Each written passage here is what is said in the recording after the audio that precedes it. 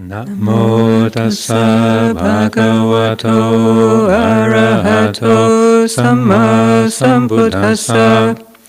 Namo tassa bhagavato arahato samma sambuddhassa. Namo tassa bhagavato arahato samma sambuddhassa. Buddhang Dhammang Sanghang Namasami.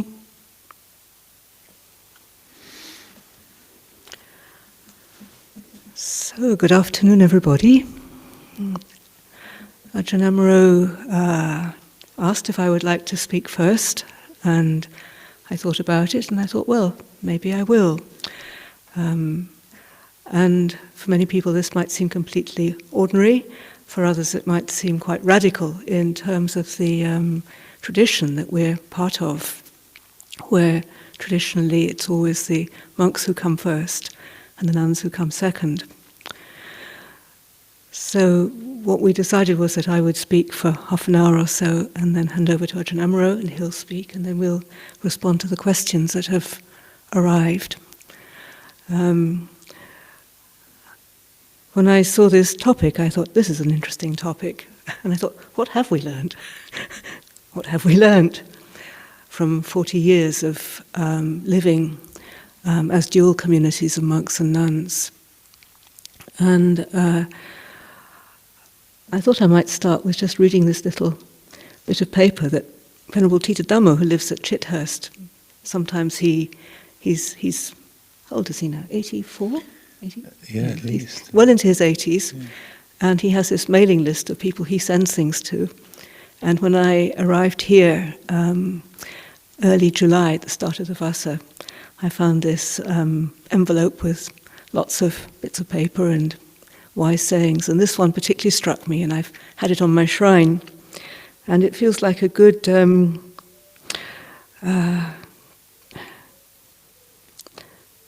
of motto, really. It's a saying from Albert Schweitzer. It says, "Constant kindness can accomplish much.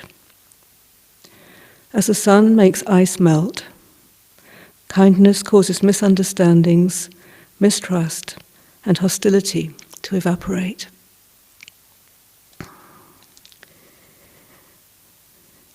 So I'm always very, very touched by people's kindness. In fact, I was so touched by the opportunity that we have that I almost didn't make it through the invocation. Touched because when I first came to monastic life, there was a lot of kindness and we had a lot of fun.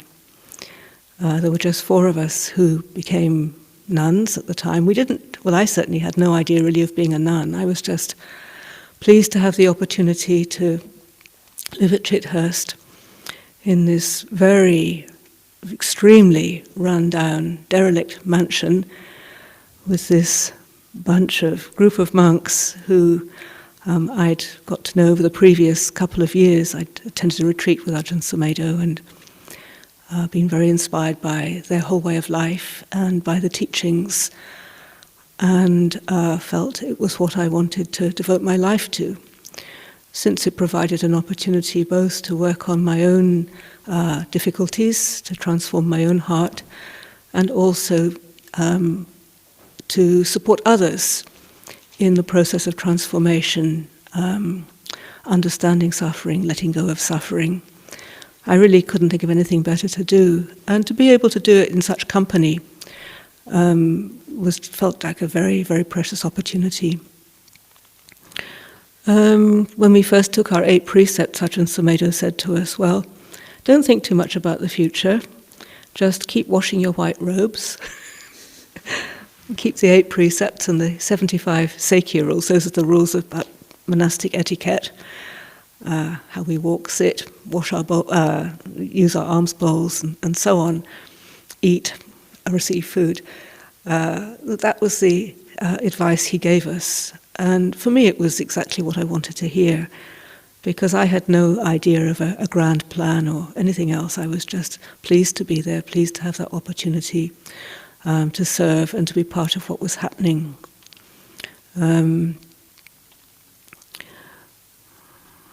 I also, in the early days, I realized it was just wonderful not to have any responsibility and not really to have a clue what was going on. Just to kind of live life day by day. We spent a lot of time in the kitchen cooking, and that was what we did. And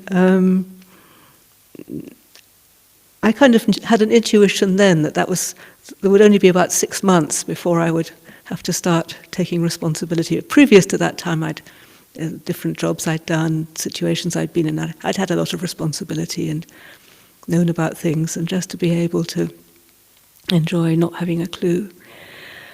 And we were just there as part of the community. That was my experience. I have to say, actually, right at the outset, that I'm speaking about my own experience, and that Ajahn Sundara, who is still here, may have a very different take on how it was, but for me, this is how it was for me. I remember saying to Ajahn Sumedho one time how, I felt a bit inadequate because I didn't have any ideas or any grand plans or any thought of the nuns community or what it might develop into or anything. And he said, "You're very fortunate." So, and I think he was right. At first we were obviously junior, we came at the end, and that was fine with us. We ate separately from the monks, and that was fine with us. We used to set ourselves up on the floor in the office next door to the reception room where the monks would eat, and that was where we had our meal.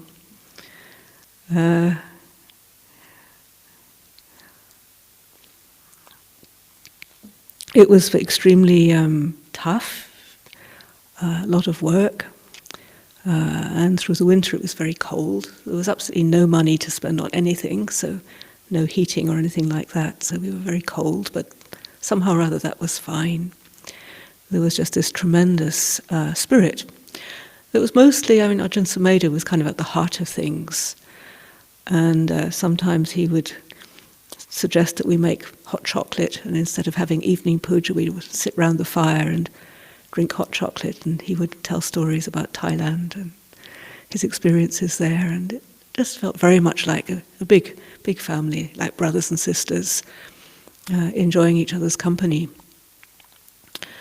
After a number of years, and after we'd actually taken the 10 precepts, which happened in 1983, when there was a sense that we needed a little bit more of a structure for our spiritual life. And living with the 8 precepts was fine, but to be able to relinquish the use of money seemed like a very precious gift. And we were fortunate that Ajahn Sumedho had the idea that, and he checked it out with certain elders in Thailand. He said he was a bit careful about who he asked, but the ones that he asked all agreed that he could go ahead and give us the 10 precepts. And so we took the brown robes and became, at that time I think we were called Silawati. Siladhara came later as a name for us. And then we stopped cooking and stopped driving and stopped doing lots of the things that we had done in the way of service. And it was then that our role became more of instead of being sort of out front and very obvious as white-robed Anagarikars, we were in brown, the colour of the earth, and more fading into the background. And eventually the accommodation at Chithurst was not adequate for the number of women who were living there at the time. And so, and for that and for many other reasons, Ajahn Sumedho had the idea to purchase a much larger property, ideally to the north of London, which would serve people in sort of further north in England and Scotland. As you know, Chithurst is to the south of London. And he was very much inspired by Master Hua, who had a large monastic community and schools and training colleges and all kinds of things on the west coast of America. And he had this, he loved this grand vision, this idea of having something on a much bigger scale than Chithurst, and to keep Chithurst very small and quiet, and like a training monastery for the monks, for the Bhikkhu Sangha. So his idea was that Amaravati would be the place where the nuns would train, and there'd be a few monks here. And I remember when we were coming here, we were actually not very happy about it.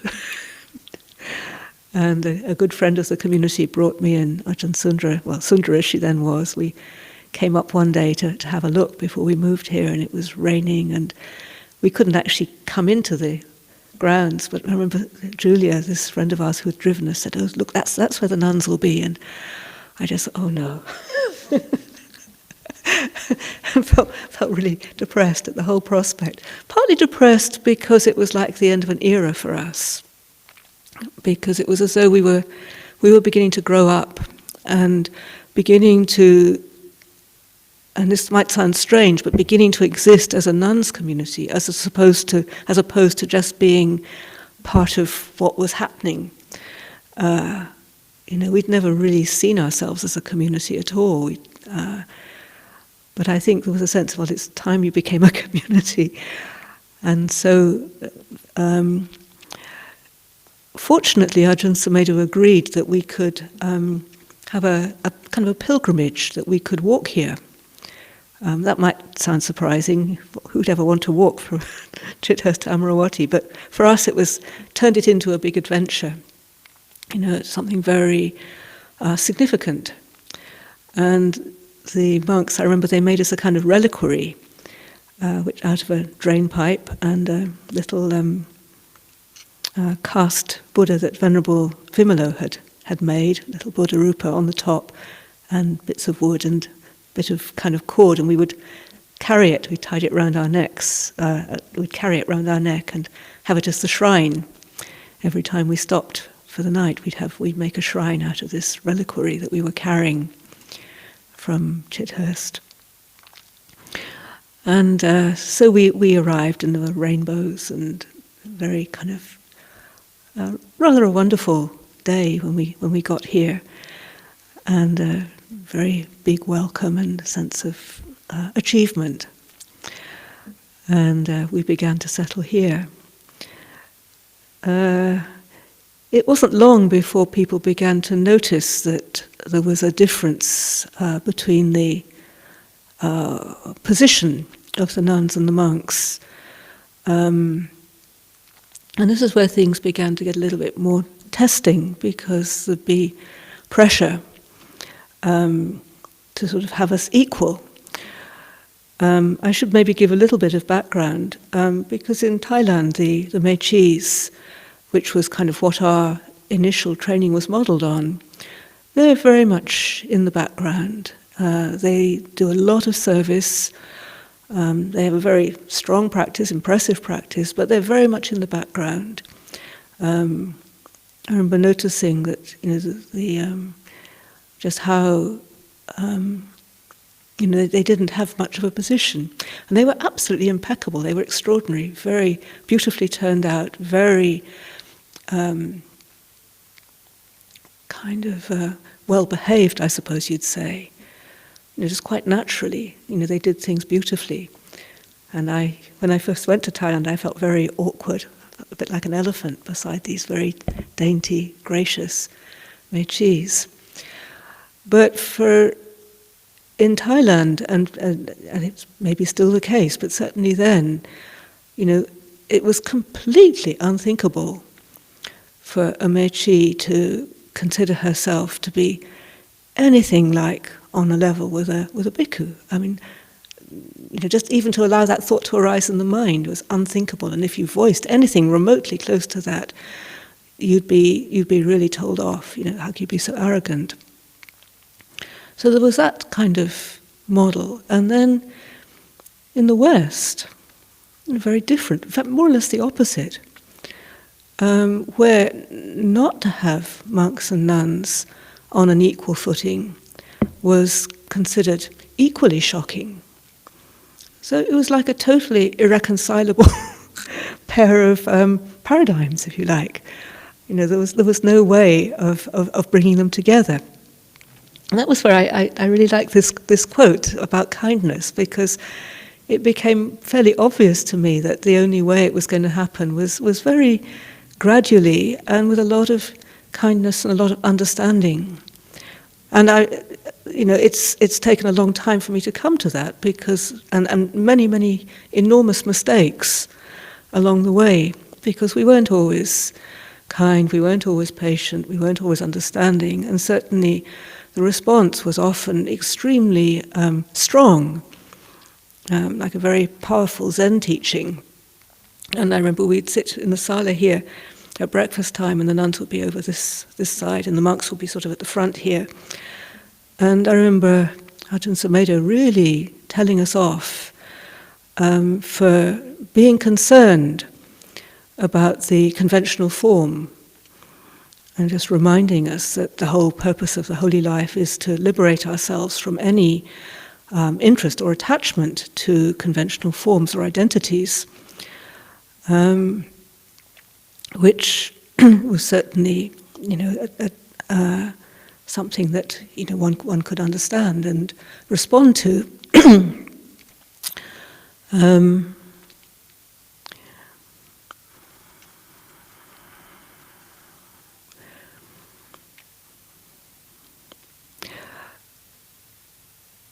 Over time, things did begin to change quite naturally, and it was always a bit of a surprise, and it always felt strange. Like, I remember we always used to sit on the floor. So I remember Ajahn Sujito was our kind of training us, teaching us. He was like our surrogate Mother Superior. Ajahn Sumedho had invited him to formulate a training for us.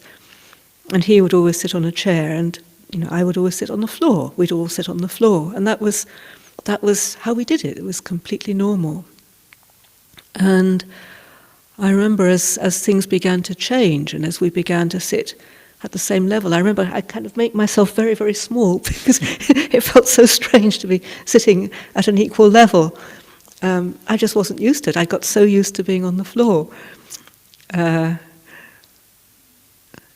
And then there were kind of rearranging of the seating, just quite suddenly. Instead of the monks all sitting up here and us sitting down there, and the anagarikas, the male novices sitting over here, suddenly it all kind of changed around, and the nuns were on one side and the monks were on the other side, and Ajahn Sumedho was in the middle. So things sort of gradually began to shift and change quite naturally. We began to offer teachings sometimes. In fact, I gave my first talk when I was a two-year-old anagarika. I remember going dressed in white, going up to Manchester on the train in a snowstorm to give my very first Dhamma teaching to the Manchester Buddhist Society. And I think this was, Ajahn Sumedho's response to many people sort of asking for the nuns to give teachings, and he didn't want to be seen to be kind of holding us back or preventing us. And so he gave that opportunity to go and give a public talk. What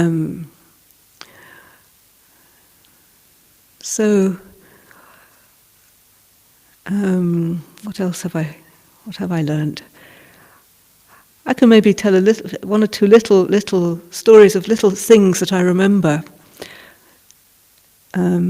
Actually, maybe to carry on the monk-nun sort of theme first, because it was as I mentioned before, how the sense of us all being part of the same thing. And, we knew that the bhikkhus would gather for the patimokkha, which obviously we weren't part of, and other certain ceremonies that we weren't included in, and that was kind of painful sometimes, but it was all right. I remember being included one vasa for the Vinaya readings, and that was really wonderful, actually. Hearing Ajahn Tiradhammo give his presentation of the Vinaya training for the monks There wasn't really much of a training for us at that time, so we sat in on the monks' training. It was very, very revealing and very, very interesting and very, very helpful, and lovely to be part of it, to be included in that. But then as the years went by, we began to not be included in it. I remember one awful time when we'd been part of what's called the Kitchawata, which is about the sort of the duties. Ajahn Sujito had invited us to be part of this, about behaviour, how you arriving and leaving a monastery, and how you take care of the sala, the eating hall, and various other duties. And when we got to the end of that, then we were suddenly excluded. We weren't part of it. And I remember feeling really, really sad to not be part of that. Also sad when the ordinations would happen. We had a lovely ceremony that we had evolved to some degree, but watching the bhikkhu ordinations at Chithurst in the old Sema there was just always very, very moving, very powerful. This sense of this ancient tradition, and then just sitting at the side and realizing, this is something that we can never be part of. We can never be part of this because of being a woman, being a nun. And that was hard. And then just turning it around and thinking, well, actually, we have our own tradition. We have a very, very special, very particular opportunity to establish, to enable something for women. Because for me it was obvious that there needed to be something for women, and that we were, although we couldn't be part of this, that we belonged. I knew this right from the beginning, that we had a place, and that it was important that we didn't forget that, and we feel glad to have a place. I remember I deliberately missed one of the monk ordinations just because my mudita practice hadn't quite evolved enough. But now I have to say it's completely not a problem. Mudita is flowing freely again. Because we do have our own form, we do have our own ceremony, we do have our own ways of doing things, and our own challenges.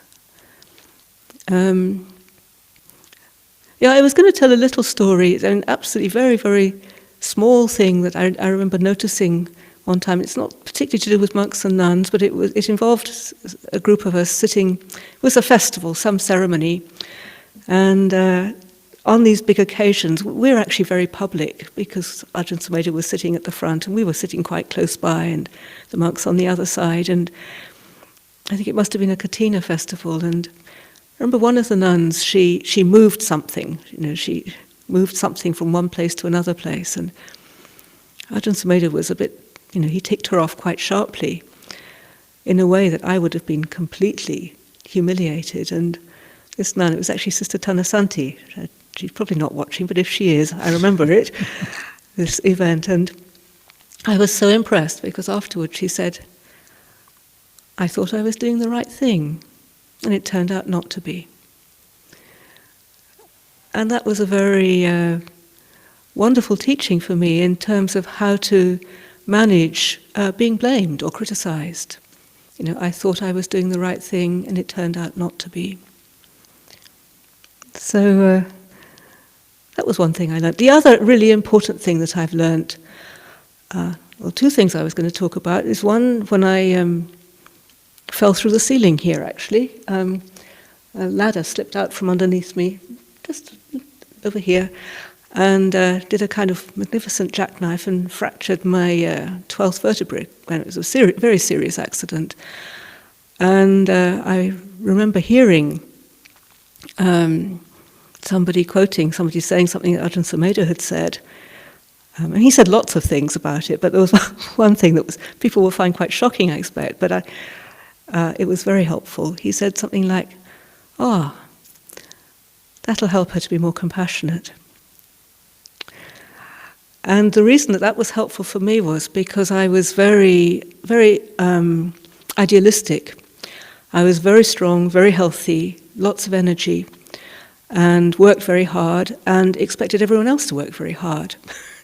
And if anybody wasn't working very hard, or if they seemed to be a bit kind of weak and wobbly, I would assume that it was because they weren't practicing properly. I think, well, if they were just practicing properly, they'd be able to do it. And so to be able to actually have an experience of being able to work for 10 minutes and then have to rest for half an hour was incredibly helpful, because until you actually experience these things, you don't know. That was the first thing. And then the second thing was, when I had another very serious illness, and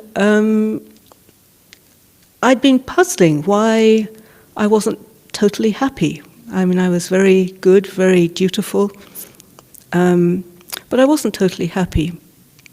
And again, the insight that it was because I was very idealistic about looking after everybody else and being a good nun. I was a very good nun. You wouldn't believe how good a nun I was. Very good, but not happy. And so I wondered about this. And then during this time of illness, I realized that I'd got my priorities the wrong way round. And rather than looking after everybody else first, I needed to look after this one first. I also realized that my primary duty as a nun was to be happy, was to enjoy life, which again might sound surprising to people. I had heard people talking about how the duty of an abbot is to be happy, and it hadn't quite registered properly. But during that time, I realized, yes, unless I find ways to support and encourage myself, I'm not going to be much of a resource to anybody else. Ajahn Sumedho was always very good at that, and that was the thing I think that kept us going in the early days. I mean, he didn't do a lot of practical work. I mean, I remember one time he sanded a chair, I think, but otherwise he was just around as a kind of joyful presence, totally at ease and enjoying life. And that was what helped us. That was what supported us through those times. So clearly, I think both Ajahn Amaro and I could probably sit here for another 6 hours or so, telling stories and remembering and drawing out lessons that we've learnt. But I think maybe it's time now for me to hand over to Ajahn Amaro and to thank you for your attention. And we will be having some questions, so we'll probably pick up some of these themes again. But I hope some of what I've said has been helpful. Thank you. I had the same feeling. Neither one of us was the one who suggested this topic for a talk, so it was. I'm not sure who did actually, but when I saw it on the list for the suggestions for these Sunday afternoon talks, I thought, oh, that'll be a good theme. And if Ajahn Candasiri is spending the Rains retreat here, maybe she and I could lead this together and have this as a sort of joint voice. So I would echo a lot of what Ajahn Candasiri has said this afternoon already,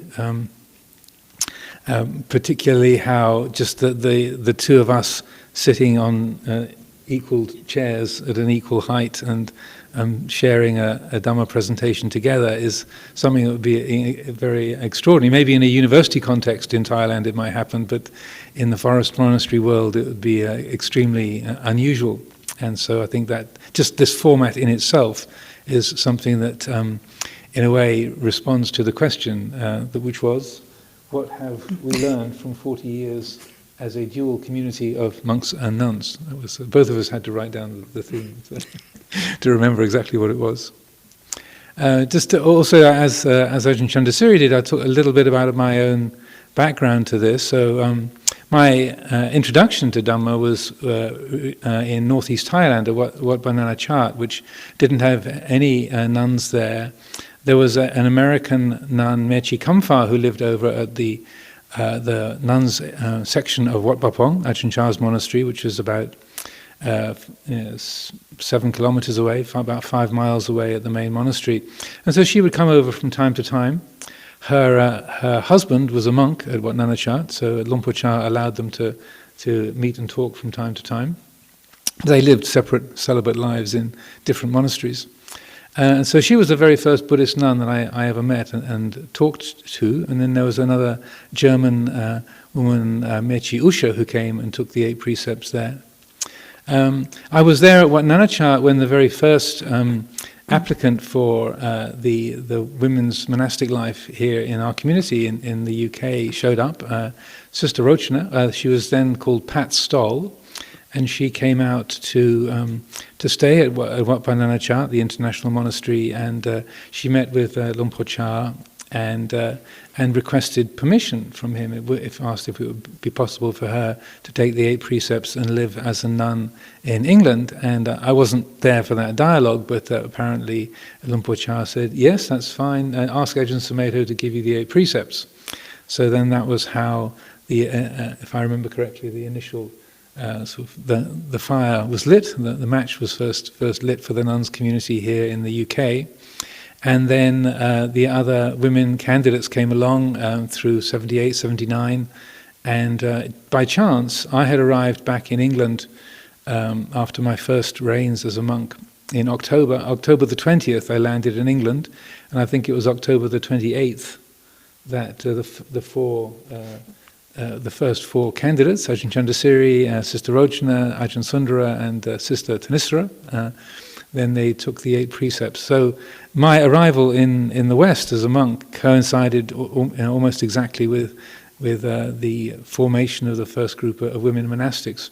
So pretty much my whole time of living here in the UK was with the nuns community. I was up in Harnham for a couple of years, but for about 4 years at Chithurst and then 10 years here at Amaravati, I was living alongside the women's monastic community.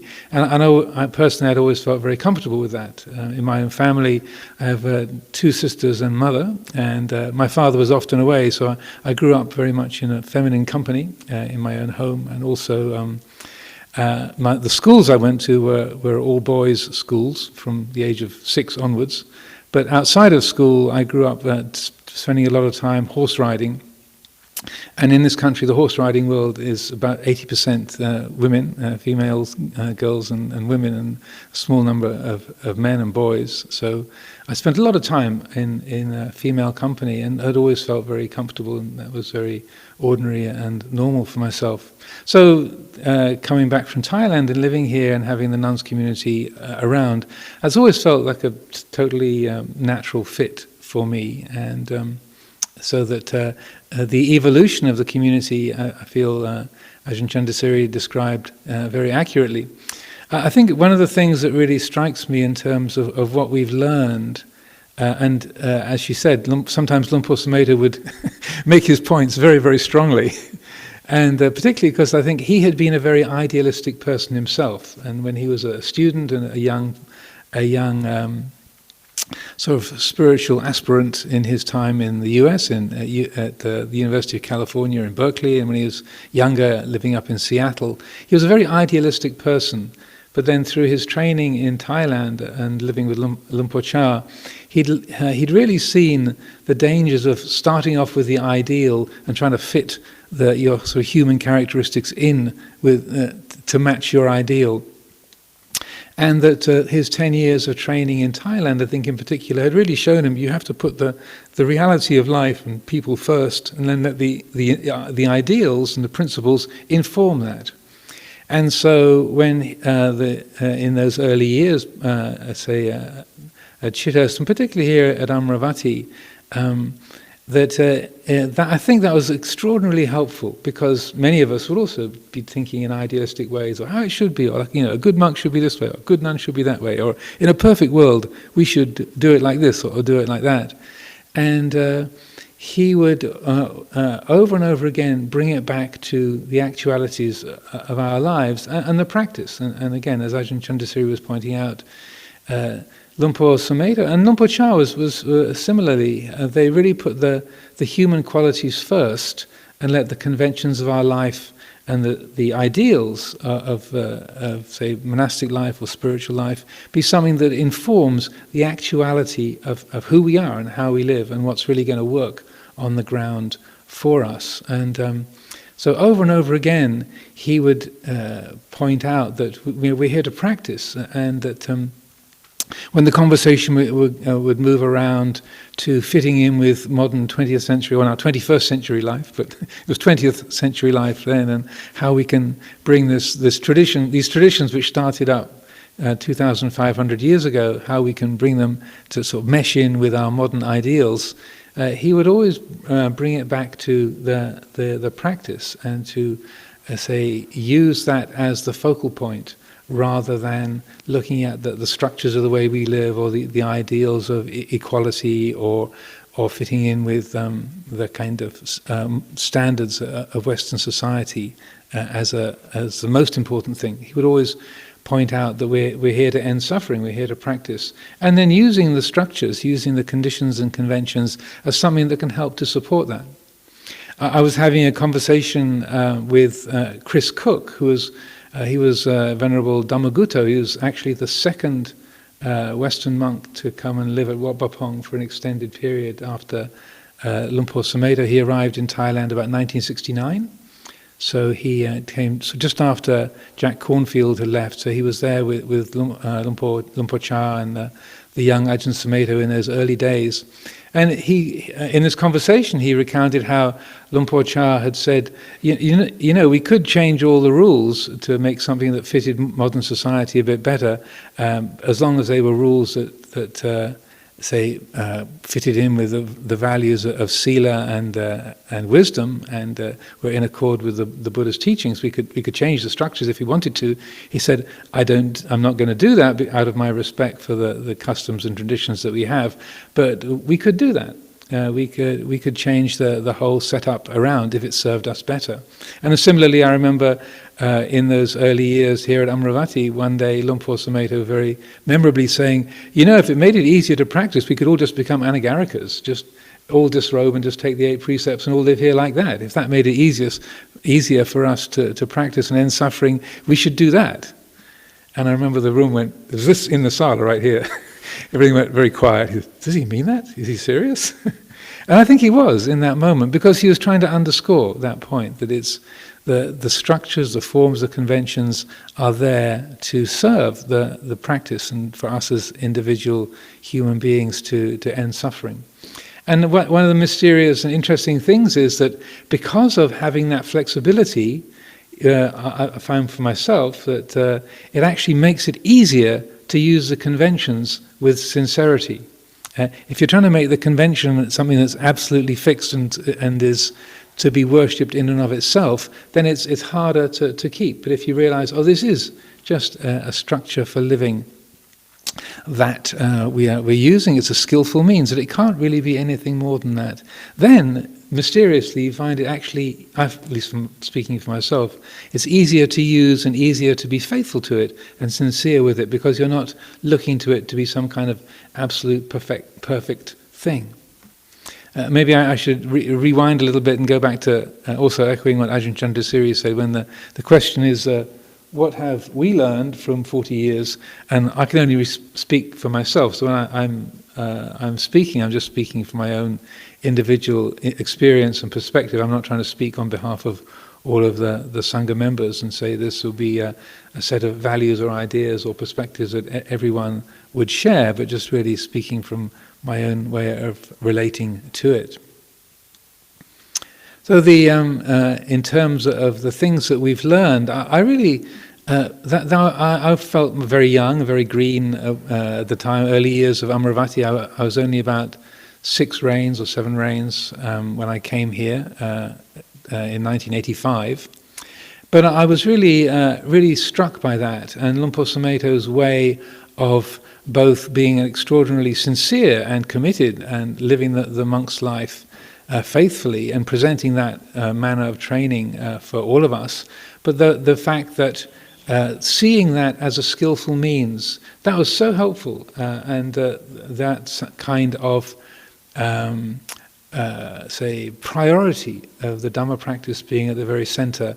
I think that's one of the, in terms of what we've learned, living together as a community, because one of the things that did was it helped us to see each other not as women and as men, or even as monks and nuns or lay people, but rather to see each other as fellow Dhammafarers, Sahadhammika, that we're seeing each other as fellow practitioners first, and then secondarily as women, as men, as monks or nuns or lay people, and that kind of way of seeing, I found, would make a very different ground. It made a very sort of solid ground for being able to work together. If you see yourself as fellow practitioners, sahadhammikas, fellow Dhamma-farers first, and then the actuality of your seniority or your gender, your role in the community, whether you happen to be an anagarika or a layperson or a senior monk or a silatara, a role that you happen to play at that time is just part of the picture. But the most important thing is that you are a fellow practitioner. And I feel that also that Luang Por Chah very much had that spirit. And even though I would echo what Ajahn Candasiri said about the role of nuns in Thai society, and that sort of the monks are very, very exalted and the mechis are much sort of lower down the social scale. But Luang Por Chah really had that respect for women as fellow practitioners and really supported that. And there was a famous occasion, well before my time at Wat Pah Pong, in the very early days of Wat Pah Pong, I think in the late 50s, it opened in 1954, where there was, and I think the very first Mechi to be at Wat Pah Pong was Luang Por Chah's mother, or certainly amongst the first few women that came to train under his guidance. If you're interested in more of the history, in Ajahn Chah's biography, Stillness Flowing, Ajahn Jayasaro maps out the whole history very, very accurately. But there was some grumbling amongst some of the brethren that they weren't very happy having a nuns community and they didn't think it was a good idea. And on one particular occasion, it might have been more than one, but certainly one occasion, Luang Por Chah made it very clear. He said, those of you who feel there shouldn't be a nuns community at Wat Pah Pong can leave. If you don't like it, then please go somewhere else. And drew a line under that, so that he was very firmly putting himself in the position of accepting women practitioners and taking responsibility for supporting their training. And I feel Luang Por Sumedho just carried on in that same kind of spirit, that without any particular mission, as most things work in the Buddhist world, in a bit more of an ad hoc way rather than having some kind of fixed plan. Rather, these particular people show up. They're women. They want to practice. They want to take on monastic life. Okay, let's make it available. Let's do what we can. And then, since that time, things have evolved from there. I would also echo Ajahn Candasiri's comments about how it hasn't always been easy. There have been some difficult times along the way. But I feel that if you look at the task of meshing 21st century life now with a tradition that's started 500 BC, when it was still the Iron Age here in the UK, it was about 400 years before the Romans showed up. So it was a long, long time ago these traditions were formed. To be able to mesh that even to some degree, to the point that here we are at Amaravati, we have about 45 nuns and monks, novices of various kinds living here at Amaravati, another 10 or 20 lay people living here at this time. The very fact that this community can function and can thrive to the extent that it is here in the 21st century, I feel that in itself is a testimony to a lot of the lessons that we have learned. Along the way, there's certainly been some challenges, difficulties, some very crunchy bits, gnarly issues to work out along the way. But I feel that sense of slowly learning and having the faith and commitment to see what things work, and also to be able to respect each other, to listen to each other, and to have that quality of kindness in relationship to each other has been a very important thing. I feel that that sense of in one of the things that I feel I've learned over the 40 years is that if you put the people first and have the principles or the ideals second, then or at the periphery, at the edges, then there's always seems to be a way that you can work it out, and that if you have the principles or the ideal as a central thing, then it gets much more difficult. About 10 years ago, when I came here, and there had been a time that it was just after Ajahn Brahmawangsa had initiated the bhikkhuni ordination in Australia. There'd been a lot of stress and difficulty in the community here. Quite a lot of the women's community had left, and there was a lot of traffic through the emails and the internet, and people having strong opinions about women's ordination and the issues of equality and what should and shouldn't be happening. And I'd been invited to come to live here at Amaravati and take over as abbot. And during the previous 6 months or so, I'd been receiving a huge amount of lobbying from various people from all areas of the spectrum, from the sort of very orthodox traditionalist voices and the more liberal and egalitarian voices, everything in between, and strong feelings being expressed, and how nuns should be, how monks should be, what the relationship should be. And one of the things that I thought I'd share this afternoon is how during that time I had this insight, and when I came here in July of 2010, I had this insight that there's actually no such thing as monks. There's no such thing as nuns. That there's this nun, there's this monk, and she has this name and this story, and he has this name. This is his background. This is his age. This is his family, and that way of sort of generalizing and speaking in these kind of terms of principle, it's fair enough, and it has its place in the world, certainly. But it really struck me that the important thing is to really meet and know who are these people, and to really focus upon the individual qualities of each person, and rather than thinking, oh, the nuns are like this, or the monks are like that, and nuns should be this way, or monks should be that way, or the monks should think like this, and the nuns should be like that.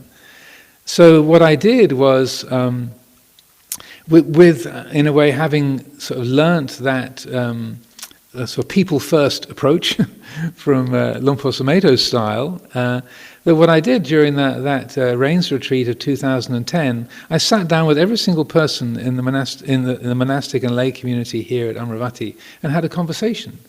Some people I knew fairly well and had known for years. Most of the people I didn't know at all. So, and I felt it was important to meet as sort of fellow Dhamma farers. So I spent a lot of time here in the lobby of the sala, just sitting down face to face with lay people, the nuns, the monks, anagarikas, anagarikas, novices, everybody, one by one, to get to know people. And I feel that sense of respecting each other and relating to each other with the gender issues aside, with seniority aside, with our social roles aside, and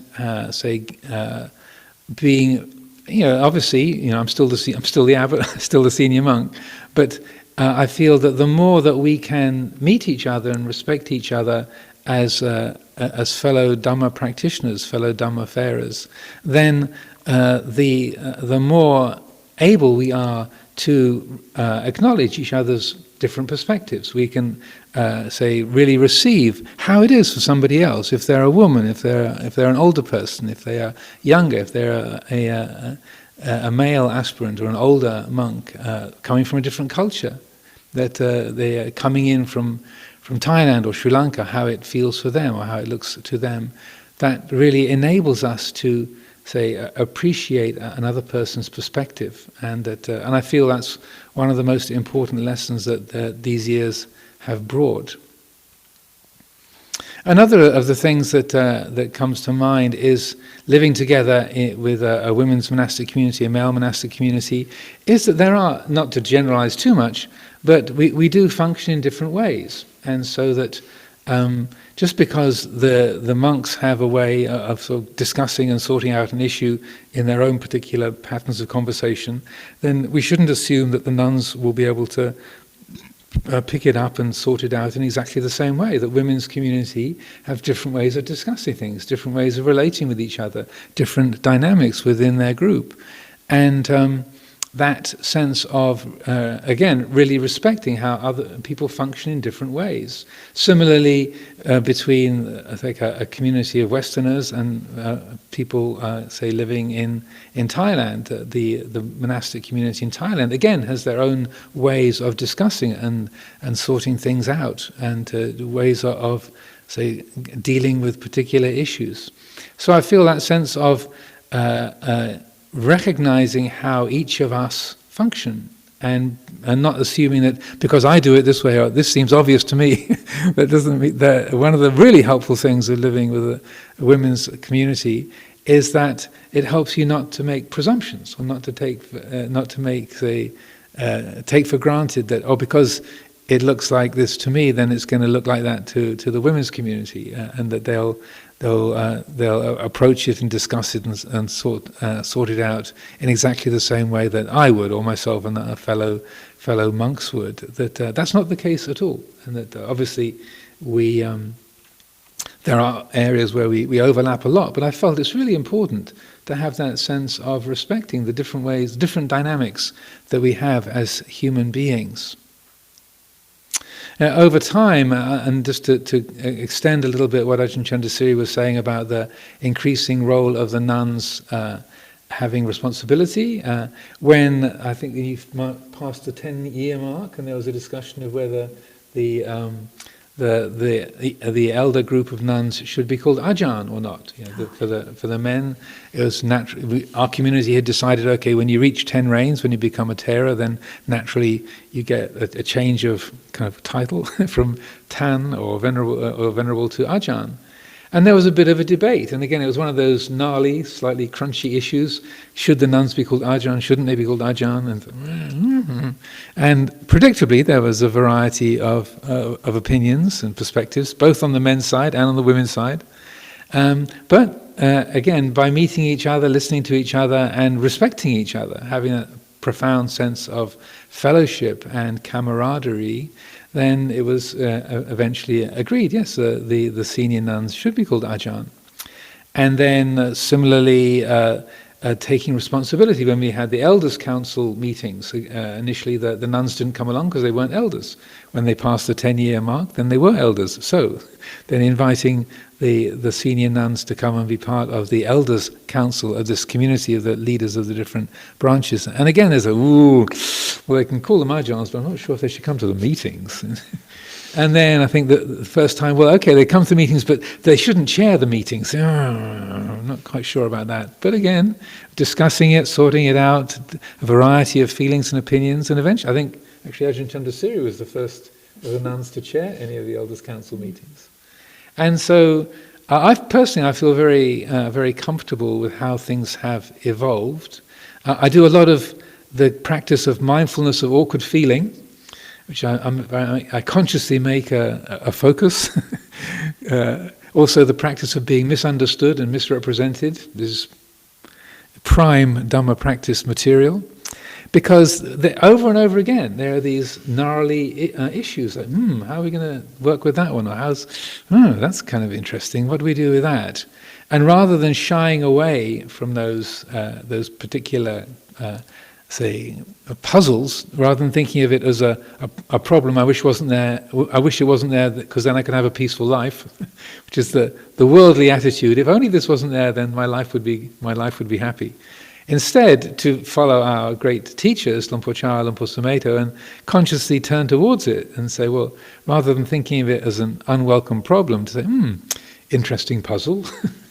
I wonder what's the best way of working with this. And so that I feel very comfortable with the way that things have evolved and are evolving. The very fact that, again, to underscore the fact of us sitting here together, sharing a presentation as we have done today, sharing our voices. Similarly, in the past, I've often co-led retreats with the nuns. Community, members of the nuns community. When I was living in the States, we had some of the Siladhara staying at the Bayagiri Monastery for about 3 years or so. Different members of the nuns community came and stayed there. But even if they weren't living there, then various members of the nuns community would be invited over and would help to lead retreats in California and other places in the States, at IMS in Massachusetts and so forth. And I've always felt very comfortable with that. And Luang Por Sumedho, similarly, when he started teaching in California, he very consciously invited members of the nuns community to come along and help to lead the retreats there. Because I do feel it's skillful, particularly in the Western world and around the planet generally, for both the women's voices and the men's voices to be heard. And certainly the capacity for insight, the Buddha recognized himself and acknowledged. That's how the first nuns community was founded. Was when Ananda asked the Buddha, "Can women reach the fulfillment of the holy life? Are they capable of full enlightenment?" And the Buddha said, "Yes." So I feel that the conventions are a bit awkward, but that's an ideal opportunity to practice mindfulness of awkward feeling, with. Not to write it off or say that things are absolutely ideal or perfect. There's many ways that things could possibly be done differently, but I also feel that things steadily and slowly evolve as time goes by, the years go by, and I feel that in terms also of respect, one of the things that's been a guiding principle of us working together. Because people would say, well, why don't you just change it? You're here in the West, you can just do things completely differently. You can just have a totally egalitarian format. Just change it. But I feel that one of the aspects of respect, and as the comment that Luang Por Chah made about not just sort of rearranging everything because of what might seem like a good idea, and to meet a fresh set of high-minded principles. It's a lot to do with respect of where we come from and who we're connected to. So, Amaravati is one of about 350 branch monasteries of Wat Pah Pong. About 300 of those, maybe more than 300, maybe 310, 315 are in Thailand. The other 35 or 40 are around the world. So we're a family. It's a big family, but we are part of a family. And what we do affects other people. What other people do affects us. So part of that quality of respect and kindness and sustaining the quality of harmony is that sense of affiliation, our connectedness, our relationship with so many hundreds, thousands and thousands of other people that our lives are a part of too. We are a part of their lives, they are a part of our lives. And that we don't just live and act independently. So one of the the things that I've learned over the last 40 years is that kind of marvelous dance of it.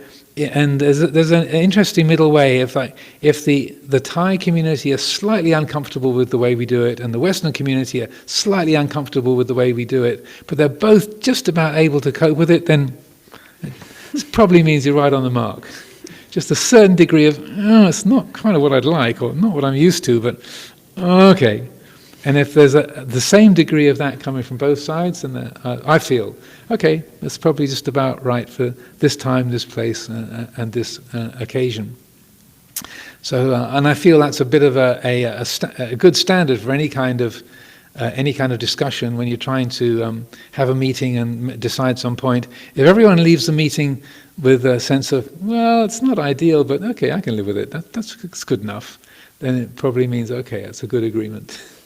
And then, but again, to say so tatiyampi or chatutampi for the third or fourth time, I feel that the fundamental thing that we can learn or I have learned over these 40 years is that the most important thing is that love and respect for each other, and to be seeing to each other with those eyes. And maybe one last story to tell was I remember one winter retreat we were here. And it was, I think the Dhamma hall was far too cold to use. Where the temple is now, there was the old school gymnasium that was there, assembly hall. It had a polished wooden floor, and it was freezing cold in the winter. So we'd meet here for our winter retreat time, or sometimes we'd use the retreat center shrine room. But if I remember correctly, it was a Dhamma talk that Luang Por Sumedho was giving here one day. Maybe it was a morning reflection. And he said, rather than looking at each other in terms of the ones you like, the ones you dislike, the ones that you get along with, the ones you don't get along with, the ones you praise, the ones you criticize, thinking in terms of monks or nuns or anagarikas, novices, why don't you see each other as fields of merit? That to not just think of each other by your names or your age or your gender or your role in the community, just look around and see each other as a punya keta, as a field of merit. And I don't know if you were there, if you remember that, but it was this, again, there was one of these moments where everything went very quiet. It's like, oh, suddenly all our usual projections about each other were unplugged. And it's like, oh my goodness, not just seeing each other in terms of personalities and ranking and sort of how many reigns you have or how senior or junior or where you sit in the group, but just surrounded by these fields of merit. And it was extraordinarily insightful and helpful, because in that moment it's like, oh my goodness, all these fields of merit, and whether they happen to be women or men or older or younger, in that moment it's beside the point. And instead to see that this is a different way of seeing each other, of relating to each other. And it helped to counteract the habits of self-view and judgment, and to change that way of interaction and a mutual relationship. And I feel that the more that we can really learn that and take that to heart, then that enables our whole system of living, our community and the community structures that we have, that enables that to evolve in a skillful way, as it has done for the last 40 years, and hopefully will continue for the next 40, 140, 540 years. Anyone? So I thought maybe we could take some questions from the group here before the written ones. Sure. Just give the team here priority for a change. Is there a microphone to pass around?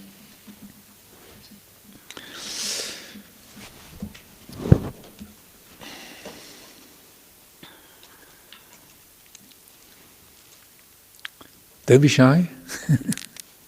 Any questions?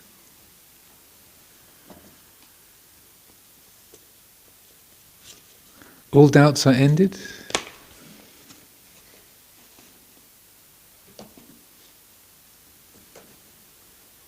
Going once?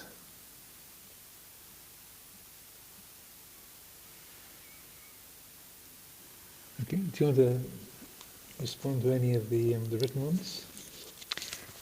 Find the questions. What's the questions?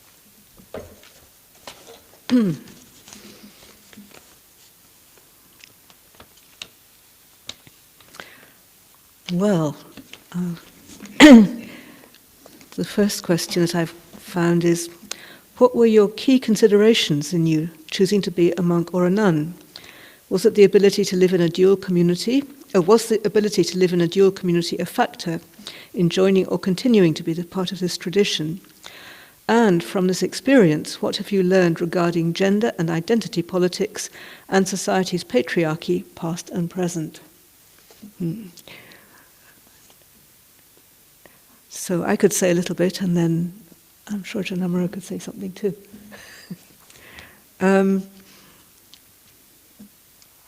I don't think I would have really wanted to join a community of nuns when I first started. As I said, I didn't really think of myself as a nun, or that it was a nuns community that I was joining. It was just being part of a group of people who were doing something rather wonderful. And I enjoyed living with the monks. And over time, as more nuns came, then I learnt how to enjoy our own ways of doing things, which, as Ajahn Amaro pointed out, are different. What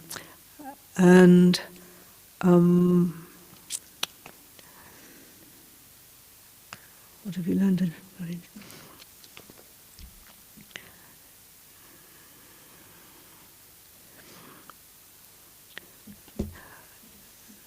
So what have I learned about it all? I mean, I think the important thing, as Ajahn Amaro said, was to really think of ourselves as something beyond the particular gender that we happen to be. and beyond a political bias, but just to recognize that we're all intent on ending suffering, both in our own hearts and, as far as possible, supporting the ending of suffering in those around us. So for me, that's very much the priority. I'm not really a politician or a political animal at all. I am interested in fairness, and I am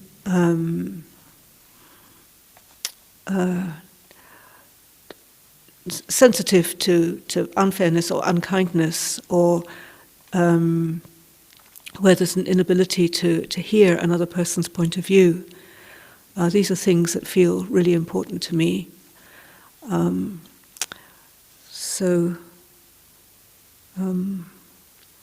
That's what I would say in response to that question.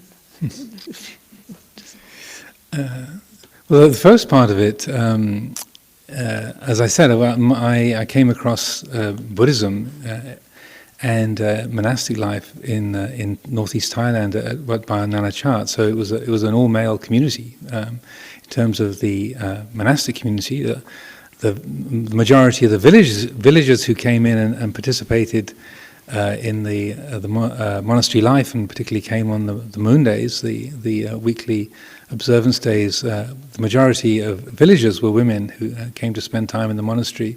But the monastic community was all male.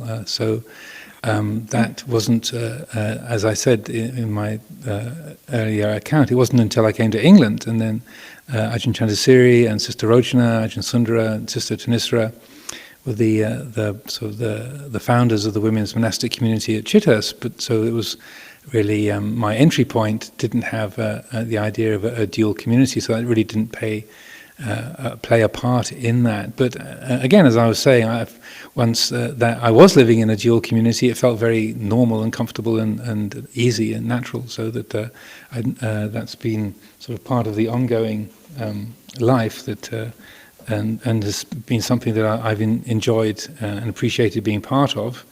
One of the things about identity and gender is that I'm not sure of the exact Thai phrase, but one of the ways that monastics are talked about in Thai language is we are called the third gender. So whether you're a woman or a man, a monastic is known as the third gender. So it's like recognizing that undertaking a celibate life, to a certain degree, you're stepping out of that dynamic, and that by choosing to live a life free from engaging in a sexual manner with other human beings, that is a conscious choice to put that into a secondary position. I'm sure there's all kinds of people who have spent years doing gender studies, or professors of gender studies at universities who say, might be hearing this or watching this thinking, how can you say that? It's ridiculous, it's absurd. But I feel that convention is there in the language because of a reason. And certainly echoing what I was saying earlier about how when you do live as fellow monastics, that even though there's sort of the women will sit in a group of women and the men will sit in a group of men, your primary relationship to each other is as fellow Dhamma practitioners, and that changing that perception of who you are in the world and developing the insight into anatta, part of that aspect of it is learning to see the gender that your body has in terms of being a part of nature and not who and what you are. Rupang anatta, the body is not self. If that basic teaching of the Buddha is taken to heart, then rupang anatta, it means that the statement I am a man or I am a woman can only be a conventional truth. It's not an absolute reality.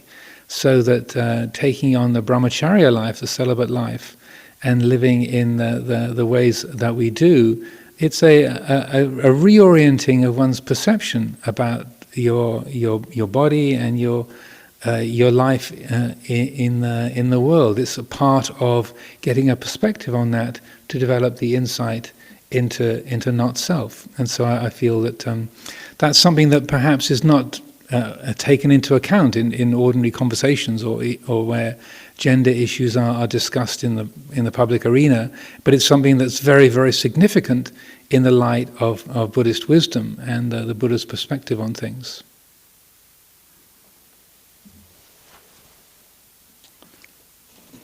So let's go to the next one. So,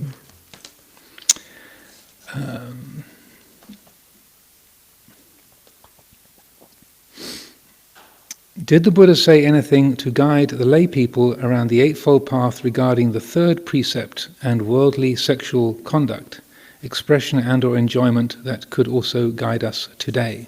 So pick that one up next. This is a very, very frequently asked question, and particularly, and I think there was another question about being gay. I think that also came in. That there was. Let's see. On the other page. That's on the other page. Mm-hmm. Yeah, it was. This actually was a question for Ajahn Bodhipala last week that didn't quite arrive in time, so I'll address that now. And the question is. A gay person has written in and saying that their parents disapprove, and they're asking if there is a Buddhist perspective on that say particular orientation. Well, the third precept makes no comment at all about whether you are heterosexual, or whether you're gay or lesbian, or any particular sexual orientation. The third precept revolves around, say, misconduct with respect to sexual activity in particular, and that's the way the Buddha spells it out is in terms of taking advantage of somebody, misusing your power over someone, so that if someone say is having sex with, if someone is a prisoner, or they are say betrothed to somebody else, then it's breaking an agreement. If you're taking advantage of someone who can't defend themselves. So things like rape or sexual assault naturally would be against the third precept. Also any way of deceiving others. So if a person is in a committed relationship to somebody else, if they're married to someone else, or they're betrothed to someone else, acting in ways that are deceiving or breaking those agreements are also considered to be against the third precept.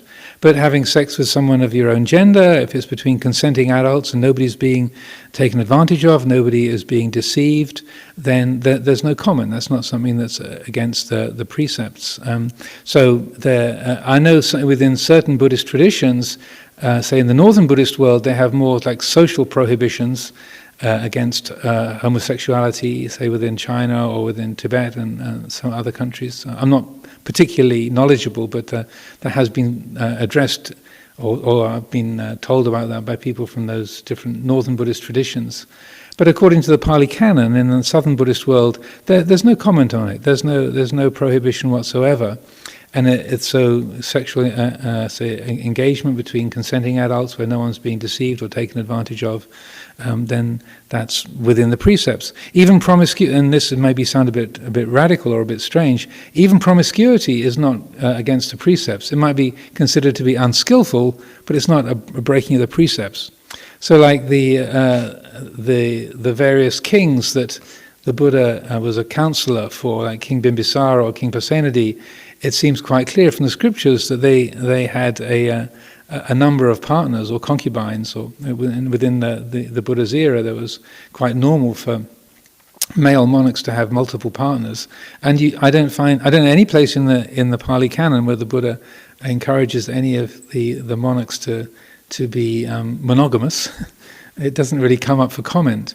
But what does get spoken of is where people are being so taken advantage of, or where, say, someone is breaking an agreement, and so that I feel that's a good thing to understand. And I lived in California for a long time, and it came up very, very frequently there. There's a large number of gay people who are very committed Buddhist practitioners and concerned that that just having that kind of lifestyle or the sexual preferences might be against the precepts. But there's quite a number of members of the monastic community who were in gay relationships or lesbian relationships before they came into the monastery.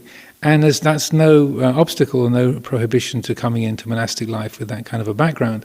If you take the robes and you shave your head, and then you're living a celibate life. You're not engaging sexually with anybody, or even yourself. And so that's very, very clear as part of our brahmacharya precepts. But if you come from that kind of a background and that's your orientation, that's not an obstacle to the spiritual life in any way, shape or form. And there's no prohibition in the Vinaya discipline against that.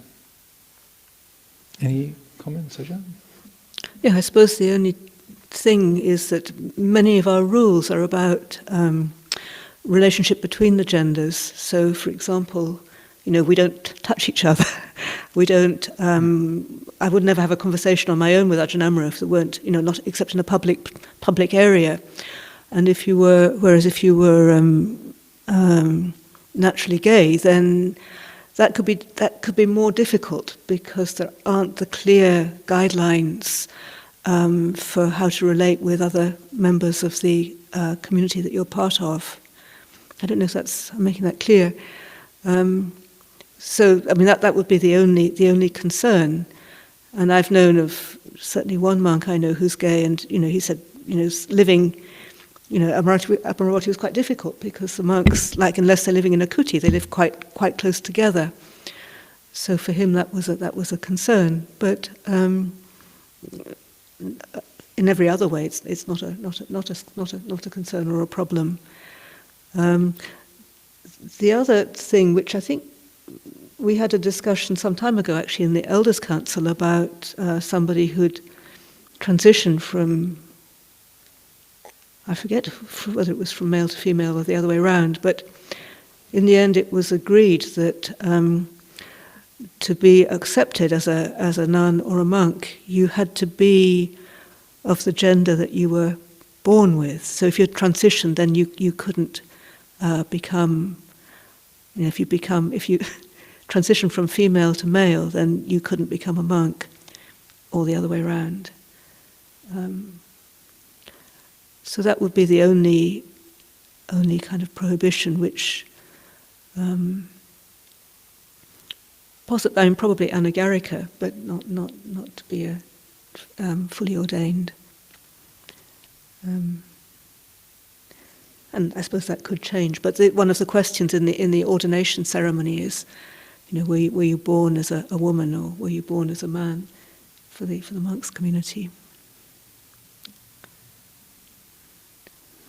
In terms of living in a monastery but not taking on the full monastic precepts, then it's less of an issue. And so that, say for example, in the past when people who were say transitioning from one gender to another, and they were asking, well, should I stay in the monks' vihara? If I want to be a guest, should I stay in the monks' vihara or the nuns' vihara?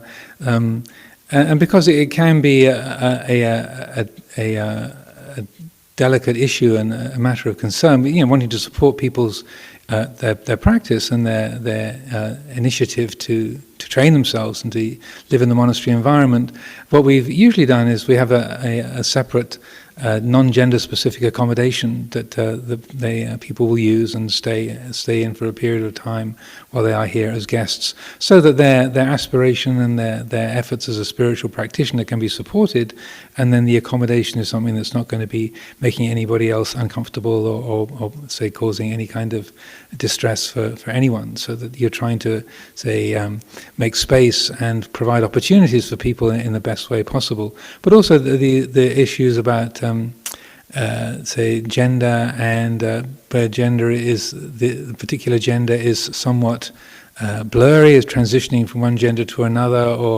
or such like that goes right back to the Buddha's time.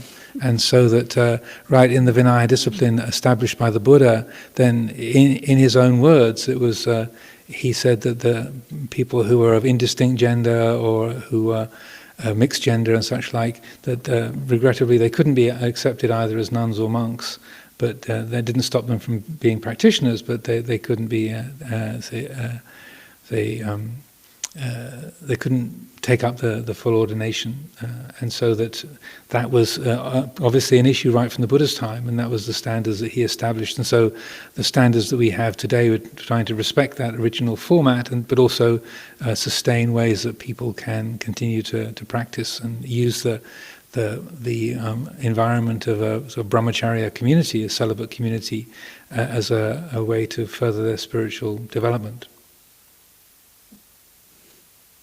Do you want to take another question? Another question. Okay.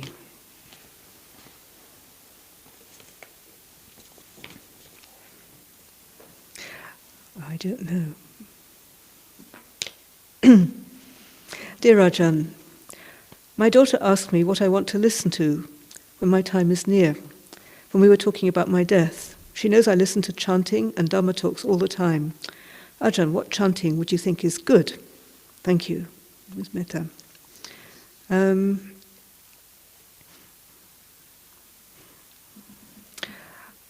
I think we usually would recommend the Discourse on Loving Kindness, either in Pali, if that's the language that the person is most familiar with, most comfortable with, or in English, if you're an native English speaker.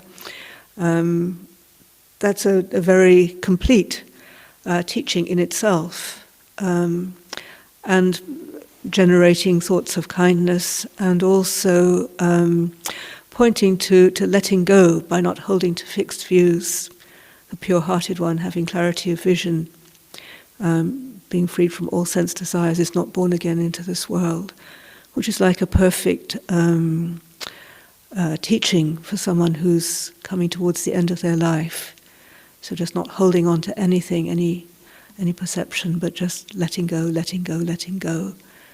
But it kind of depends what they're used to listening to. I mean, some people love to hear the morning and evening chanting. That's just something that brings them great joy. When we had Sister Upala living with us, she used to come to the pujas whenever she could, and when she couldn't, she had her chanting book under her pillow with a torch, and she would wake up early morning and just go through the morning and evening chanting. And Ajahn Amaro told the story about how when she was actually dying, the whole Sangha was gathered round her bed doing the morning chanting, and then the Metta Sahagatena, the sending forth of the divine abidings, kindness, compassion, gladness, and serenity. So she died right on the last word of the last verse. Yes, upeka. Perfect timing. So I think actually this question is from the person who's going to be dying and wants to know. So whatever you find supportive. I love the Anicca Sankara, the discourse on just very short teaching about impermanence, as again another kind of letting go, letting go, letting go. Everything that arises ceases, and with their ceasing comes peace. I find that's a wonderful reflection, just in kind of as a reminder that it's normal. It's normal to die. It's not that anything has gone wrong. You're not letting anybody down by dying. It's just what happens, and please just when it's the time, just feel free to go according to the nature of things. Let the elements return. So I don't know if you want to say any more about that. Nothing to add really. I think just that last line, Te sang vupasamo sukho, and in the passing of conditions there's peace there, and that that whatever encourages. I mean, it's going to hinge a lot on what's particularly meaningful for the individual, and that's going to vary a lot from person to person. But whatever both is familiar and also encourages letting go, that's the thing to aim for.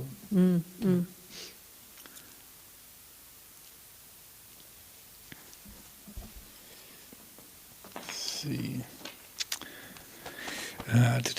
George Santayana wrote, "Those who cannot remember the past are condemned to repeat it. In seeming contrast, the Vinaya suggests covering over as with grass, quote unquote, in situations where both sides of a conflict have behaved unskillfully. Could you explain the meaning and applicability of these approaches to learning from difficult episodes in history? Which have you found helpful in Sangha life and why? Well, I think they both apply. That you do your best to learn from the past and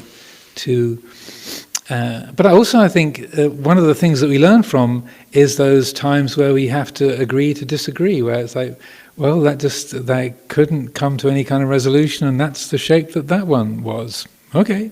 And so that covering over with grass, I don't think it's necessarily the case that both sides were at fault, but I think it's as much to do with both sides have a particular perspective and can't quite agree.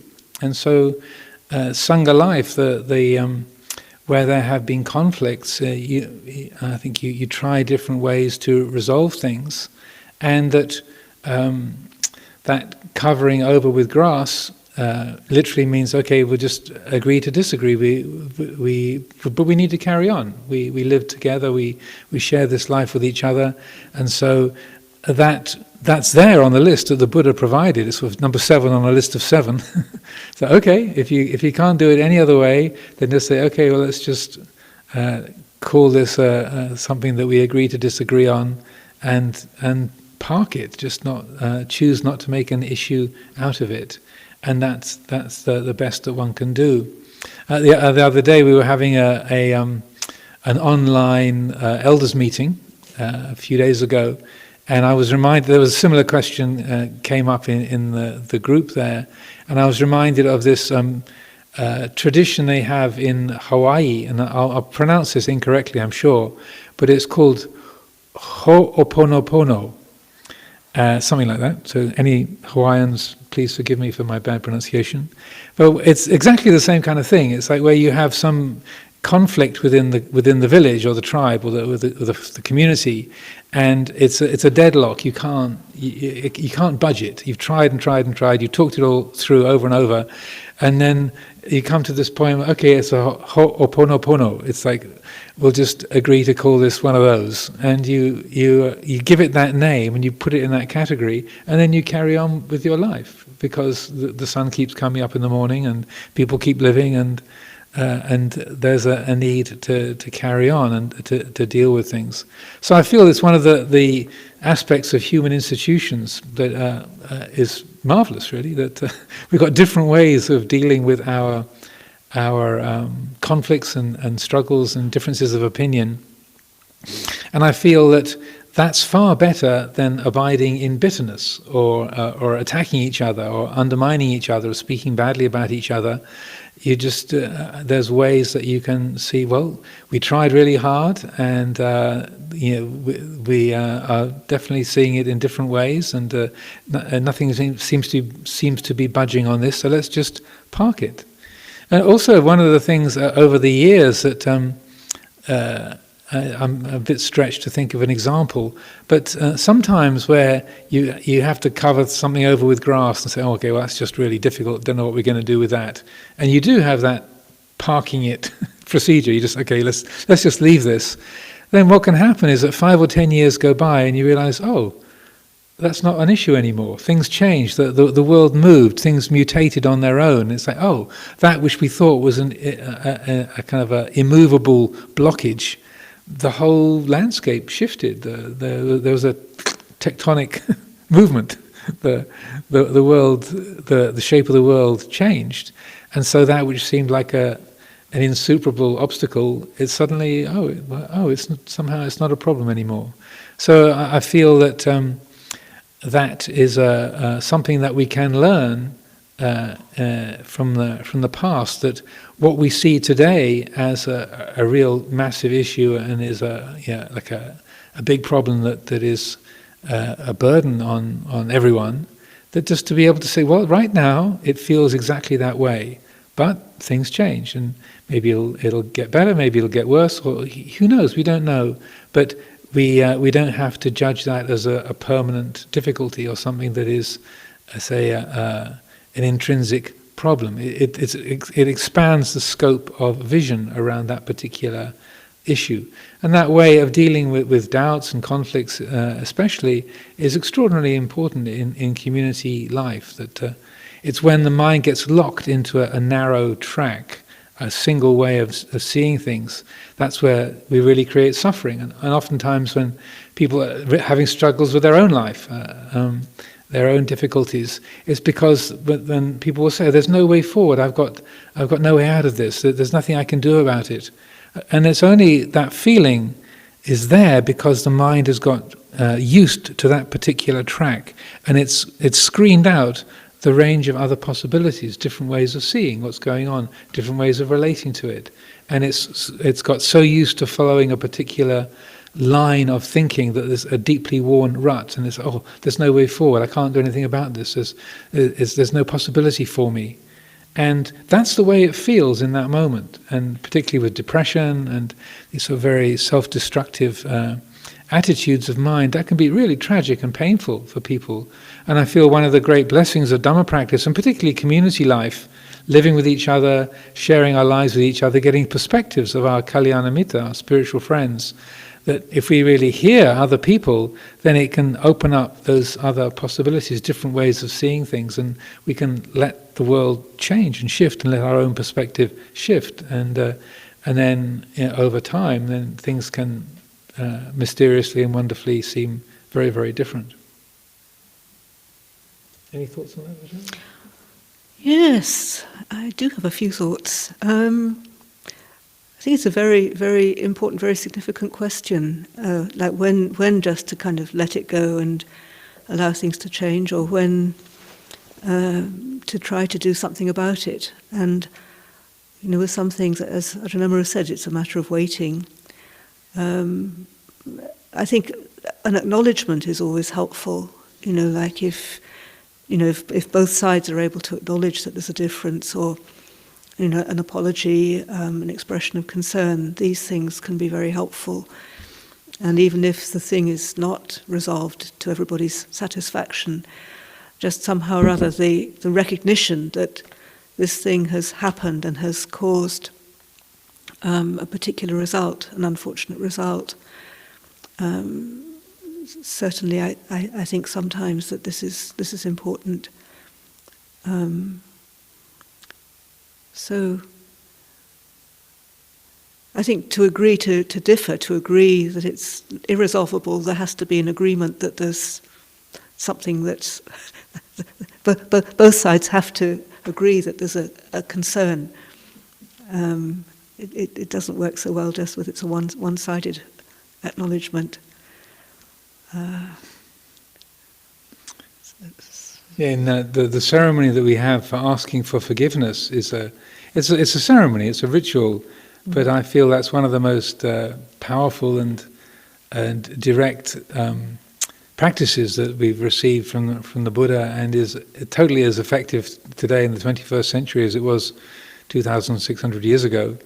And so in that ceremony, as most people here will know, but I'm not sure if those who are listening, watching will be aware, the ceremony is done in Pali, but the meaning of it is whatever I have done through body, speech or mind that has caused pain or difficulty, distress to you, I ask for your forgiveness.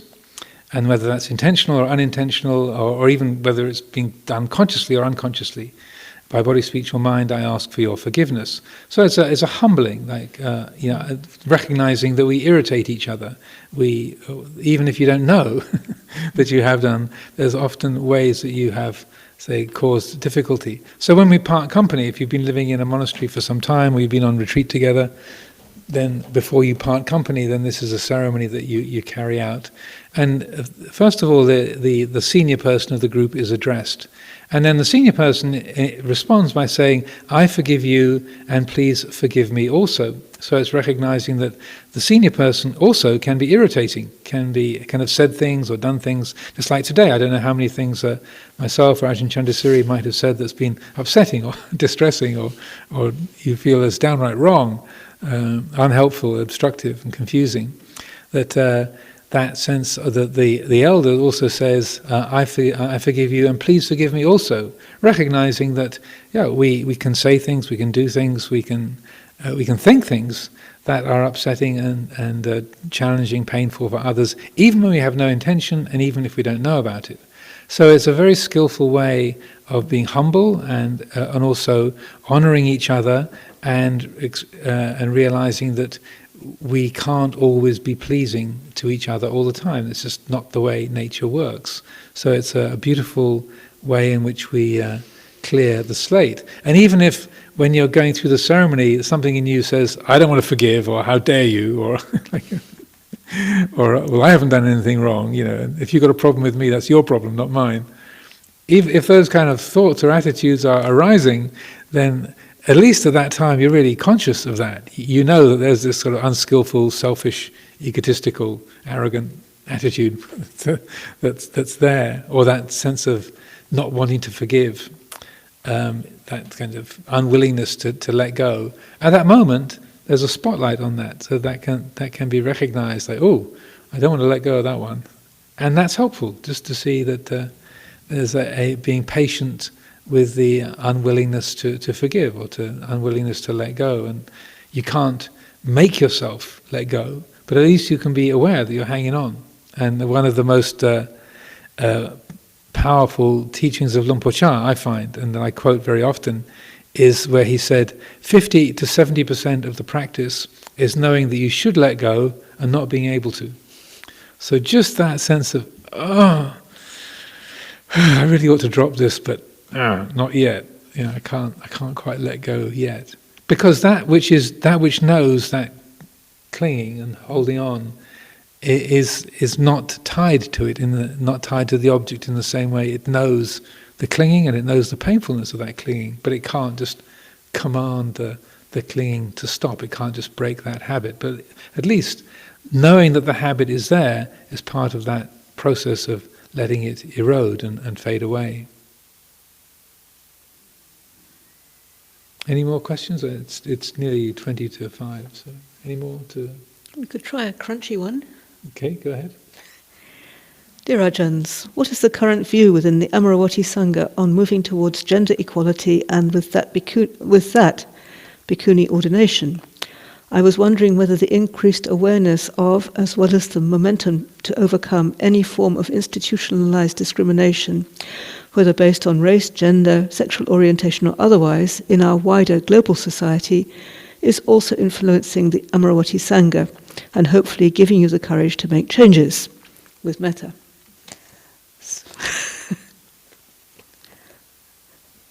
So I'll talk a little bit about this.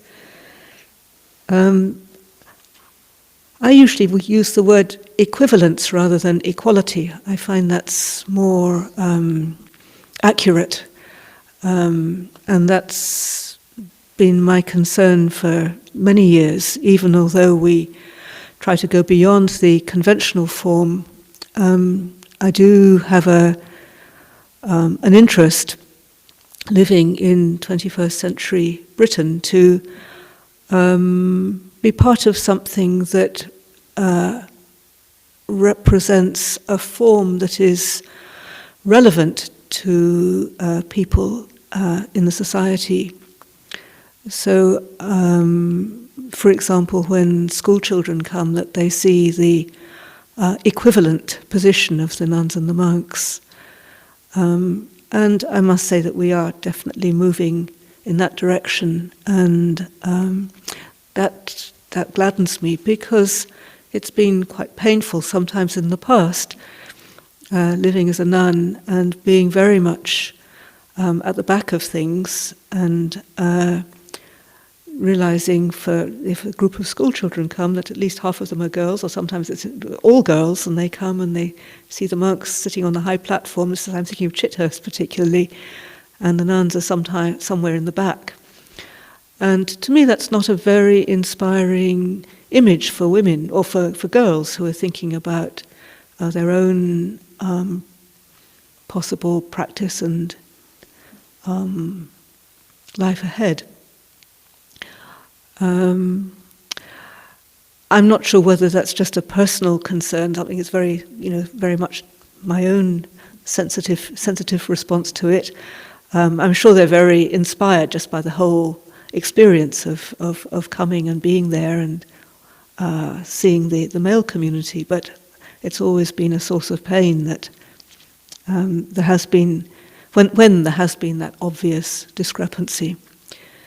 The bhikkhuni question is one that has been arising really since 1985, as far as I remember, was when that word was first uttered, and there have been many times that it's been spoken about, and it continues to be spoken about. Many of our community, the Nuns community, have left in order to take the bhikkhuni ordination. There have been discussions and approaches made to various elders in Thailand, and the general consensus is usually that, well, it's not possible, there's no precedent here in Thailand, and we can't second guess the Buddha as to what he would have done. I have my own views about that, and my own views about whether it's a desirable step to take, but maybe just in response to the question, it's an ongoing concern, an open question. And meanwhile, we get on with our lives. We keep working on our hearts and noticing suffering and letting go of the causes of suffering as best we can. That's what we can do. And when conditions arise for such a step to be taken, then I expect some of us will be interested in taking that step, and maybe others not so interested. Our Siladhara training rule is actually incredibly useful in that we recited the rule in English, and the rules are quite relevant to our life in community. Many of the bhikkhuni rules are quite strange, and many of them are not relevant. However, I wouldn't see that as being an obstacle, but it's just a factor. So it's something that I think arises in many people's minds, and at the moment the conditions are not there for such a step to be taken, which doesn't at all mean that it'll never be there. Maybe tomorrow, maybe 5 years' time, maybe 10, 50 years' time, don't know. But the important thing is for us to have a vehicle for practice and for living in community, for supporting each other in our efforts towards understanding the ways that we make life difficult for ourselves and each other, and letting go. So that's what I would say in this particular forum on this particular topic. Thank you.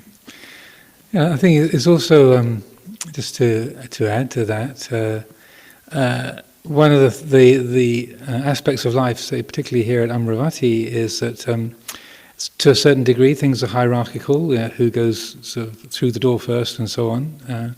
But also in other respects things are not hierarchical, so that we have what's called the Amaravati Steering Committee, so the various different community issues that are discussed about every 2 or 3 weeks, and that's equally shared between the nuns community and the monks community. They're representatives of both sides of the community, literally sit around a table and have a totally equal voice in the discussion, and there's no disparity in this, in the weight of whose voice is more important. There isn't. It's everyone around the table has an equal voice.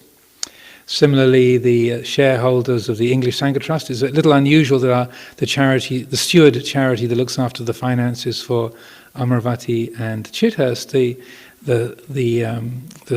shareholders, there are 12 shareholders, and the monastic members, I think, are pretty evenly divided between the nuns and the monks, who are the responsible members of the steward committee, and again have a completely equal voice in those discussions and contribute in an equal way.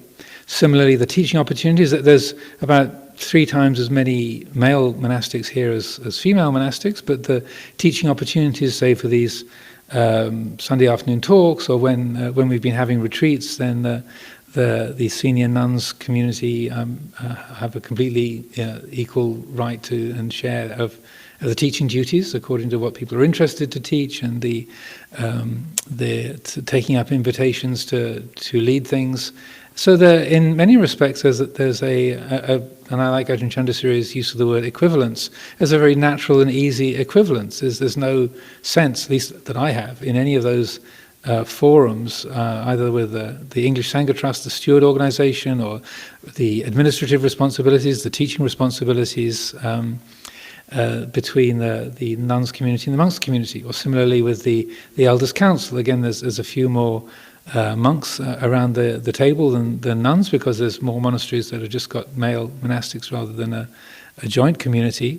But in those meetings, I would feel there's a completely equal voices that the nuns have as well as the I say monks. just as much as you do in those meetings. I say just as much as you do in those meetings. Yes, and I talk a lot. So so I think it's important to recognise, and I'm not just sort of trying to make excuses, but on a real practical living level, that there is a comfortable equivalence, and that responsibility on those say living practical matters is very equally shared, and that I might be the abbot of the monastery, but I don't feel I have any kind of particular authority or I can boss people around, and that if a certain person has a responsibility within the community, say Anagarika Noriko would be the transport officer. I'm the abbot of the monastery, but I would ask her permission. I would go to her and say, could we arrange a vehicle to go on Tuesday? She's the boss at the moment, I think, with regards to the transport. Not anymore. But not anymore, anyway. Well, she was for a time, or sometimes is. But that, I feel, she's an Anagarika, and I'm a monk of 40-something reigns, but that's the Sangha office that person has, or maybe it's Venerable Kemadasi at the moment. Yeah. Jittasangwaro. Samanera Jittasangwaro is the transport officer. So again, if I needed a vehicle to go somewhere, I would request permission from the Samanera for that to be arranged. I wouldn't assume I can just make it happen.